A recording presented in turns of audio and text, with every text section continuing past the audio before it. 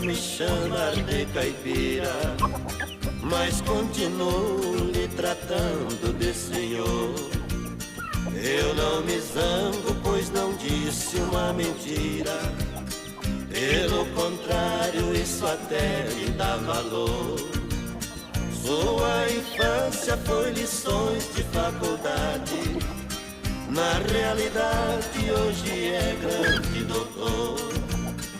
Não tive estudos, minha escola foi trabalho, desbravando meu sertão no interior.